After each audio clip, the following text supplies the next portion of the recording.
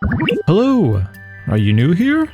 Well, you're in luck because today I'm going to recap the stories from these amazing adventurers in a quick, easy way so you can feel like you've never missed a moment of the magic and be ready for all the new exciting stories ahead. So come along to the Gathering Stone and take a listen. Now, this place, as I stated, is the Gathering Stone, and it's full of all different kinds of traveling adventurers, each with their own unique story, brought here by mysterious, mystical powers that are somehow linked to these chickens. Don't ask. Now, they all have a tale to tell, and Benny, I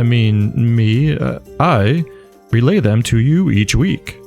So, in no particular order, let's begin with Bodruk, a hill dwarf who felt like a bit of an outcast amongst his clan, who left that life behind to join a traveling circus and see the realm, wherein he befriends a giant weasel, and the two of them plan an explosive exit from the high-flying axe in order to begin a new life together, traveling and adventuring. From the circus to the shallow reef, Kyle is of the water people, and another friend of beasts. With his best friend Ort the walrus, they're summoned by the king, who sends them on a quest for a rare commodity in their kingdom: pork. Shortly after setting out, Kyle and Ort break upon a beach, and are greeted by two strangers roasting a wild boar over an open fire. Offering some of their food in return for his companionship and stories, they agreed and began a new life above the waves. Aha! Garlic.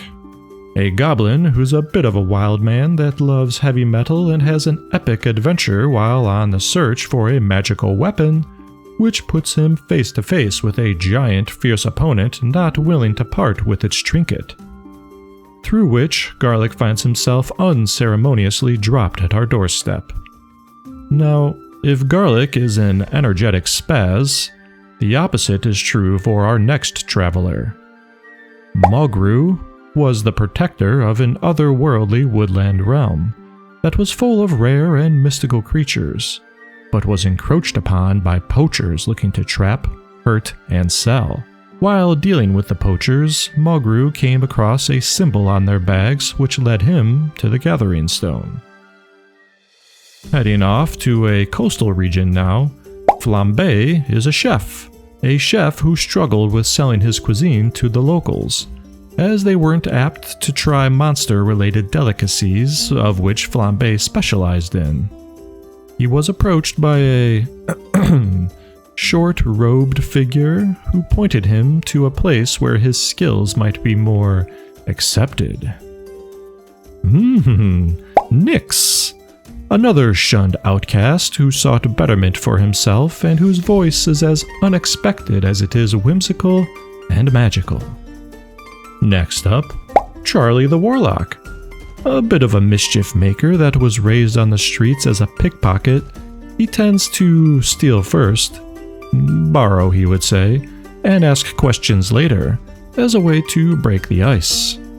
Unfortunately, that lands him in a bit of hot water around the Gathering Stone one morning, but all is well, as his antics tend to be harmless and often bring about a bit of laughter, with the majority of the laughs coming from the following three troublemakers, who have quickly become friends: Minnow, Scrundle, and Alana. Minnow, orphaned at a young age, would sneak out at night and watch the combatants at a local fighting club in hopes of becoming one himself someday, which he did. Unfortunately, he wasn't very good at it, and resorted to cheating to win his way to the top. Until he was truly tested and dominated in the ring one night and accidentally revealed his magical tricks, causing a permanent ban and was shunned henceforth. Scrundle, my poor fellow, had to watch his entire adventuring party get eaten alive while spelunking a treasure-filled dungeon, narrowly escaping himself. Both he and Minnow have found a kinship since arriving, with a shared sorrow of the mistakes of inexperience. Finally, we have Alana, a druid that's a bit of a loner with a proclivity for shapeshifting into unassuming animals, then eavesdropping on conversations in order to sell that information to make a living. A unique way of life that she thought she could exploit if she were to find the Gathering Stone. Now, I wouldn't say she found it, but she was definitely allowed in, although her initial plan for getting rich slowly diminished as she listened and related to the many stories not too unlike her own, leading to a bit of a friendship with the aforementioned Minnow and Scrundle. Phew, alright. 10 stories and characters all wrapped up nicely for you this week. Now, along with the links that have been on screen throughout this video, there will also be a link in the description for each story as well. But wait, there's still 10 more. That's right. Come back next week for the remaining 10 adventurers before we embark on the tale of Minnow, Scrundle, and Alana's high seas escapades after they left the Gathering Stone together. And after that, we will begin introducing a whole new cast of characters and stories of the lost. Farewell for now.